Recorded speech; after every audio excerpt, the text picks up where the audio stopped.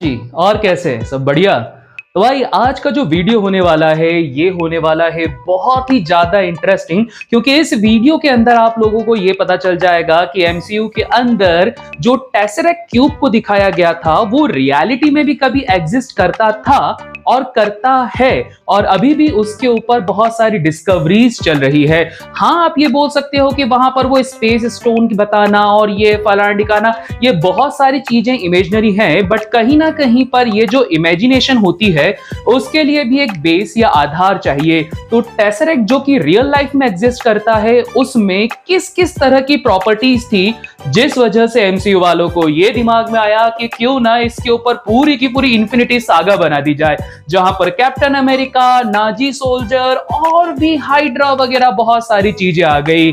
तो बस इसी के साथ में ही फटाफट से, अगर अभी तक यहाँ चैनल को सब्सक्राइब नहीं करा है तो पहले तो जल्दी से चैनल को सब्सक्राइब कर दो और फटाफट से शुरू हो जाओ जानने के लिए कि क्या ये टेसरेक्ट रियल में भी एग्जिस्ट करता है या नहीं।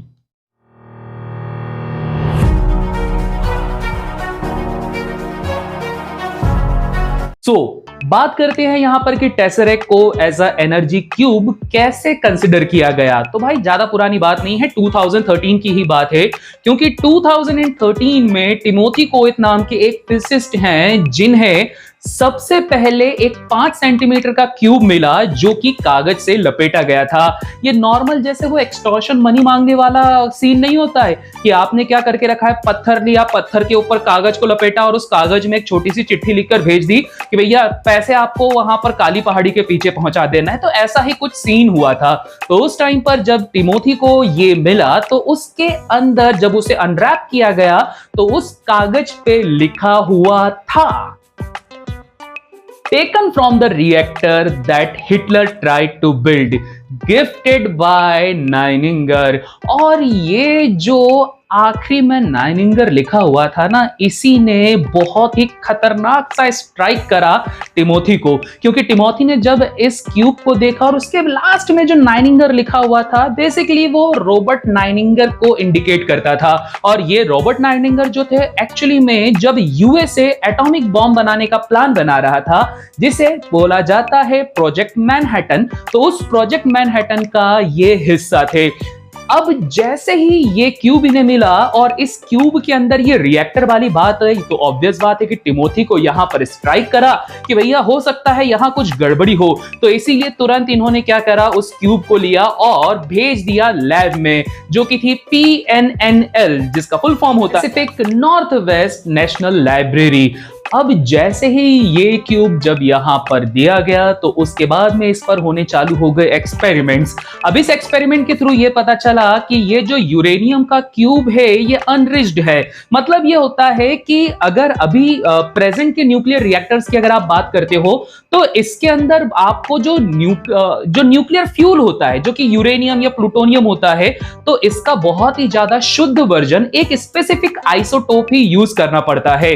परंतु जब ये क्यूब के ऊपर एक्सपेरिमेंट किए गए, जो कि थे गामा रेज को इसके ऊपर डालना, तो इस वजह से ये पता चला कि भैया ये जो क्यूब्स हैं ये किसी भी तरह से साफ नहीं किए गए हैं। ये नॉर्मली जो अपने नेचुरल स्टेट में होते हैं वही क्यूब्स होते हैं। तो इसी वजह से इनसे रेडियो एक्टिविटी का तो इतना कोई खतरा था नहीं। पर अब बात आती है कि ये जब क्यूब्स का इतना खतरा नहीं होता है रेडियो एक्टिविटी का, तो ये सारे क्यूब्स को बनाने का रीजन क्या था। तो भाई इस क्यूब को बनाने का रीजन ये था कि 1945 में वापस पीछे जाते हैं, जहां पर वापस से अमेरिका अपने उस मकसद में कामयाब हो चुका था जहां पर वो एटॉमिक बम बना सकता था। तो ये जो मैनहट्टन प्रोजेक्ट था, इसी को देखा देखी ही जर्मन्स लगातार पीछे लगे हुए थे कि किसी तरह से यूएसए से आगे निकल जाएं।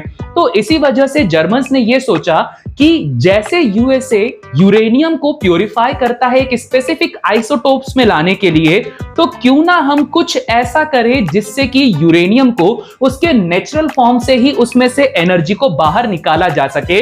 जिस वजह से, जैसे तुम लोगों ने देखा होगा कैप्टन अमेरिका विंटर सोल्जर के अंदर, कि विंटर सोल्जर भी था, फर्स्ट एवेंजर भी था, तो वहां तुमने देखा होगा कि वो जो नाजीज या फिर जो हाइड्रा के हथियार होते थे, जो कि भैया भयंकर ब्लू कलर की इलेक्ट्रिसिटी पे चला करते थे, तो नाजीज का भी एक्चुअल में प्लान यही था कि इन क्यूब्स को डायरेक्टली यूज कर लिया जाए, बट अनफॉर्चुनेटली ये पॉसिबल नहीं हो पाया।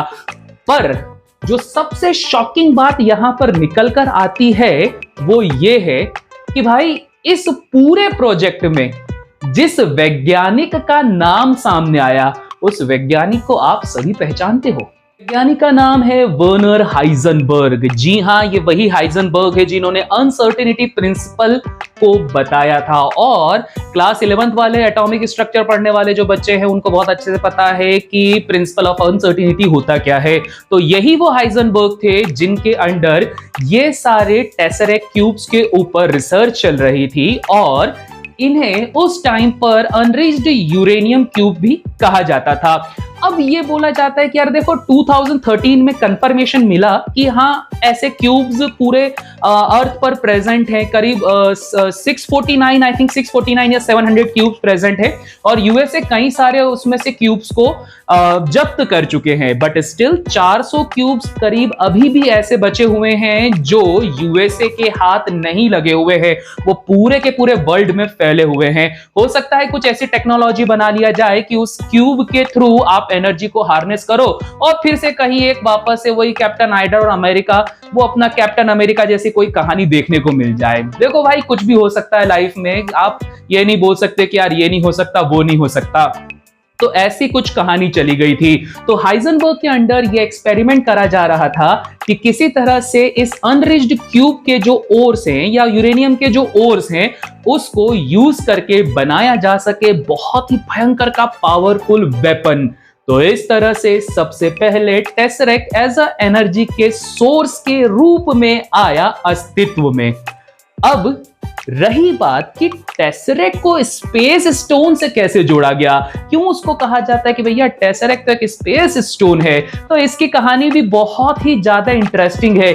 जैसे अभी यहां एनर्जी सोर्स में आप लोगों ने साइंस देखा, उसी तरह से स्पेस स्टोन के रूप में आप देखोगे कि टेसरेक्ट किस तरह से जुड़ा हुआ है मैथमेटिक्स के साथ में। बट ये सभी होगा, पर होगा कहां, सेकंड पार्ट में, जो कि बहुत जल्द ही अपलोड हो जाएगा।